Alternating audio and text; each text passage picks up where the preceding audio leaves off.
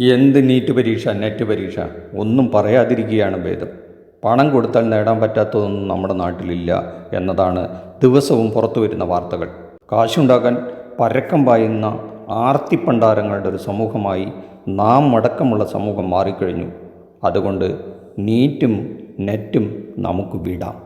ഇതിനിടയിലാണ് പണം കൊടുക്കാതെ നമ്മുടെ കേരളത്തിലെ കോളനിക്കാരെല്ലാം പെട്ടെന്ന് നഗറുകാരായത്. സൂപ്പർ. സ്ഥാനമൊഴിയുന്ന മന്ത്രി രാധാകൃഷ്ണൻ, ബഹുമാനപ്പെട്ട മന്ത്രി രാധാകൃഷ്ണൻ ഈ ഒരു ഉത്തരവ് ഇറക്കിക്കൊണ്ടാണ് പടിയിറങ്ങുന്നത്. അഭിമാനമെന്ന് തോന്നാവുന്ന ഒരു തീരുമാനം. കോളനിക്കാർ എന്ന് കുറച്ച് പുച്ഛത്തോടെ ചിലരെങ്കിലും കണ്ടിരുന്ന കോളനിക്കൊരു മോചനം. ജീവിത സാഹചര്യങ്ങളൊന്നും ഇതുകൊണ്ട് മാറില്ലെങ്കിലും താമസിക്കുന്ന ഏരിയയുടെ പേരെങ്കിലും ഒന്ന് മാറിക്കിട്ടുമല്ലോ.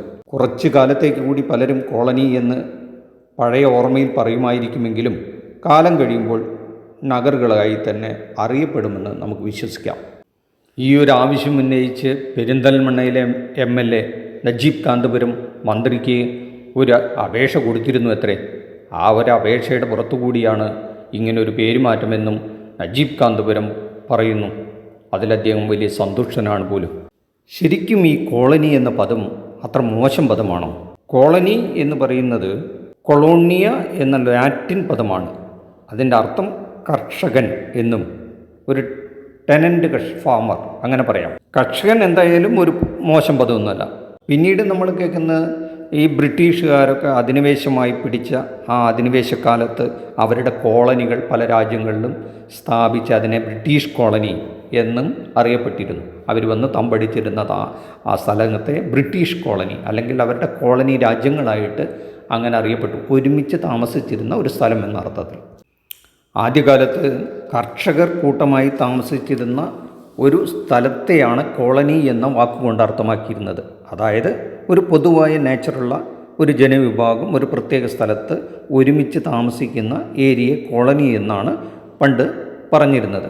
നമ്മുടെ ബഹുമാനപ്പെട്ട മന്ത്രി രാധാകൃഷ്ണൻ പക്ഷേ ഈ ഉത്തരവിറക്കിയത് പട്ടികവിഭാഗക്കാരുടെ കോളനികളെ അല്ലെങ്കിൽ ആദിവാസി ഊരുകളിലേക്ക് നഗറുകളാക്കുന്ന കാര്യമാണ് സൂചിപ്പിച്ചിട്ടുള്ളത്.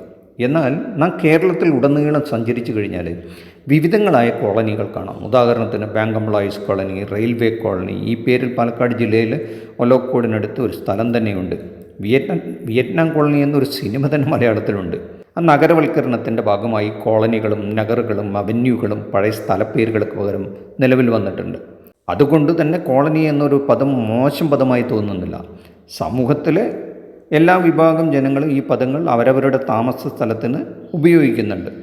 അപ്പോൾ യഥാർത്ഥത്തിൽ പ്രശ്നം കോളനി എന്ന പദത്തിനല്ല, അതിന് തൊട്ട് മുമ്പ് ഉപയോഗിക്കുന്ന വാക്കുകളാണ്. അതായത് പട്ടികവർഗം, ആദിവാസി തുടങ്ങിയവ ഈ കോളനിയോട് ചേരുമ്പോഴാണ് പ്രശ്നം. സമൂഹം ഇത്തരം വാസസ്ഥലങ്ങളെ ഒരു പ്രത്യേക തരത്തിലുള്ള അല്ലെങ്കിൽ അവിജ്ഞയോടുള്ള ഒരു കണ്ണുകൾ കൊണ്ട് കാണുന്നതാണ് പ്രശ്നം. അവിടെ താമസിക്കുന്നവരുടെ പ്രശ്നമല്ലത്.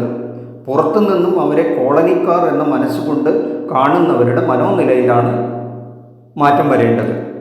അത് നഗറായതുകൊണ്ട് മാത്രം മാറില്ല. ഇവിടെ താമസിക്കുന്നവരുടെ ആ ജനവിഭാഗത്തിൻ്റെ ജീവിത സാഹചര്യങ്ങൾ മാറിക്കഴിയുമ്പോൾ തനിയെ മാറ്റം വന്നുകൊള്ളും. പൊതുസമൂഹം പോലും അവരെ ആ രീതിയിൽ അംഗീകരിച്ചുകൊള്ളും. അവരും മറ്റുള്ളവരുടെ കോളനികളെപ്പോലെ പുറത്തുള്ളവരുടെ കോളനികളെപ്പോലെ മാറിക്കഴിയും. മന്ത്രി രാധാകൃഷ്ണൻ സാറിൻ്റെ ഈ കോളനിയുടെ നഗർ മാറ്റമൊന്നും ഇടുക്കി ജില്ലയിലെ ഉമ്മൻചാണ്ടി കോളനിക്കാർക്ക് പിടിച്ചിട്ടില്ല. അവർ പറയുന്നത് ഞങ്ങൾക്ക് ഈ കോളനി എന്ന പദം മതി, അതിൽ ഞങ്ങൾക്കൊരു അഭിമാനക്കുറവുമില്ല. ആദ്യമായി ഞങ്ങളുടെ ജീവിത സാഹചര്യങ്ങൾ മാറ്റിത്തരൂ, ഞങ്ങളുടെ വിശപ്പ് മാറ്റൂ, ഞങ്ങളുടെ പെൻഷൻ തരൂ, ഞങ്ങൾക്ക് വീട് തരൂ. അത്തരം കാര്യങ്ങളാണ് ആദ്യം മാറ്റേണ്ടത്. കോളനി എന്ന പേരിൽ ഞങ്ങൾ അഭിമാനം കൊള്ളുന്നു എന്നാണെന്നും ഇത് ഉമ്മൻചാണ്ടി സാർ ഞങ്ങൾക്ക് തന്നതാണെന്നുള്ള അഭിപ്രായമാണ് അവർ പറഞ്ഞു വയ്ക്കുന്നത്. ഈ വിഷയത്തെപ്പറ്റി നിങ്ങളുടെ അഭിപ്രായങ്ങളും കമൻറ്റ് ബോക്സിൽ രേഖപ്പെടുത്തുക. കമൻറ്റ് ബോക്സുകൾ നിറയട്ടെ, അഭിപ്രായങ്ങൾ ഉയർന്നു വരട്ടെ. ആരോഗ്യകരമായ സഭ്യമായ ഭാഷയിൽ അത് നമുക്ക് ചർച്ച ചെയ്യാം. ഈ വീഡിയോ ഇഷ്ടപ്പെട്ടെങ്കിൽ ലൈക്ക് ചെയ്യുക, ഷെയർ ചെയ്യുക, ഈ ചാനൽ ഒന്ന് സബ്സ്ക്രൈബ് ചെയ്യുക.